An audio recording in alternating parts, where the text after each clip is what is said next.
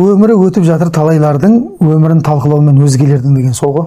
Істейтін шаруасы жоқ, жатып алып әркімді өсектеп, жазып, бос уақыт көп та, сосын шайтанға беріле береді. Шайтанның ең үлкен әскерлері қолы бос адамдар ғой негізі. Мысалға мен олардың комментарийлерін оқуға уақыт жоқ, менде бар ғой, шынымды айтайын.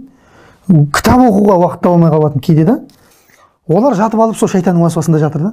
Шайтанның уасуасына өзі негізі екі адам түседі дейді. Біріншісі қолы бос адам, екіншісі жалғыз қалып қоятын адам дейді да. Осы екеуі постоянно шайтанға түсіп қала береді дейді. Қарасаң, уақыт көп та аналарда. Жатып алып, оның үстіне андай нәрсе бар ғой. Адамды негізгі істерден шайтан болмашы бір нәрселермен алаңдатады да. Сен Раббыңды, Алланы зікір етудің орнына саған басқа адамдардың өмірін, істерін талқылатқызып қояды. Сен оның орнына Алла Тағаланы ұлықтауың керек еді. Негізгі ғибадатың болып есептелетін 5 уақыт намазыңа мысалы 1 сағат уақыт таба алмайсың.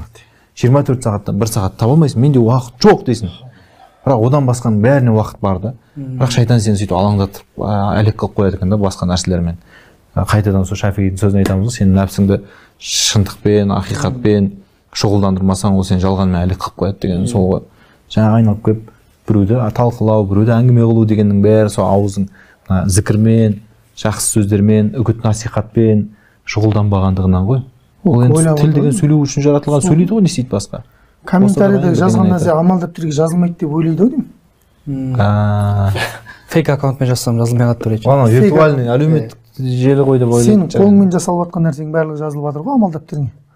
Сондықтан абайлау керек, ауыз берді, қол берді екен деп әркімге бір тіліңді былғай беру деген